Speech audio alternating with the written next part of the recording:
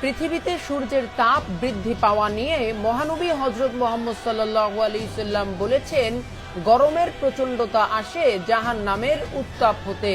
জাহান্নাম তার রবের কাছে অভিযোগ করে বলে, হে রব, আমার এক অংশ অন্য অংশকে খেয়ে ফেলছে। মহান আল্লাহ তখন তাকে দুটি নিঃশ্বাস ফেলার অনুমতি দেন, একটি নিঃশ্বাস শীতকালে, আরেকটি গ্রীষ্মকালে। আর তাই পৃথিবীতে গরমের তীব্রতা আবার শীতের তীব্রতা বৃদ্ধি পায় বলে মানব জাতিকে আজ থেকে 1450 বছর আগে জানিয়ে গিয়েছেন মহানবী হযরত মুহাম্মদ সাল্লাল্লাহু আলাইহি সাল্লাম। তীব্র রোদ সম্পর্কিত এক হাদিসে এসেছে, হযরত আবু যর গিফারি রাদিয়াল্লাহু তাআলা আনহু বলেন, এক সফরে আমরা আল্লাহর রাসূল সাল্লাল্লাহু আলাইহি সাল্লামের সঙ্গে ছিলাম। এক সময় মুয়াজ্জিন জোহরের নামাজের আজান দিতে চেয়েছিল। তখন নবীজি সাল্লাল্লাহু আলাইহি সাল্লাম বলেন, গরম কমতে দাও।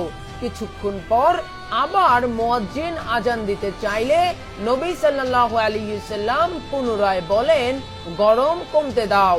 এভাবে তিনি নামাজ আদায়ে এত বিলম্ব করলেন যে আমরা টিলাগুলোর ছায়া দেখতে পেলাম।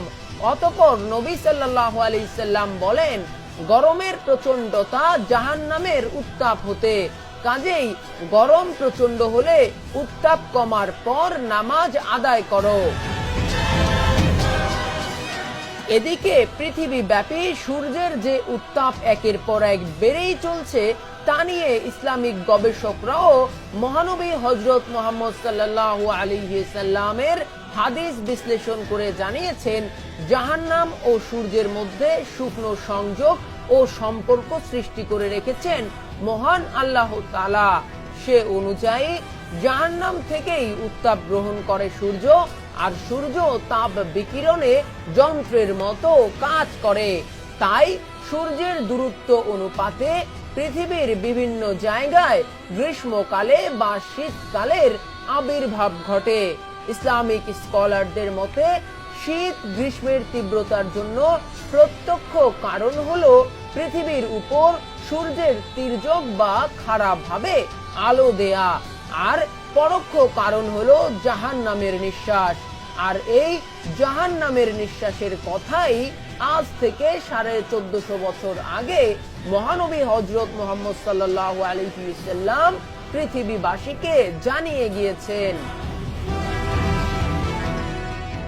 গরমের তীব্রতা নিয়ে মহানবী সাল্লাল্লাহু আলাইহি সাল্লাম বিশ্ববাসীকে যে সত্য জানিয়ে গিয়েছিলেন, সেসব তথ্য বিশ্লেষণ করে ওলামায়ে কেরামগণ একমত হয়েছেন যে আসলে গরমের তীব্রতা পৃথিবীবাসীকে জাহান্নামের তীব্রতার কথা স্মরণ করিয়ে দেয়।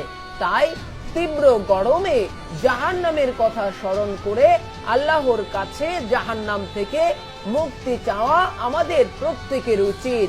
আর জাহান্নাম থেকে রেহাই পাওয়া মানে অনন্তকালের ভোগ বিলাসের স্থান জান্নাতকে ক্রয় করে নেয়া।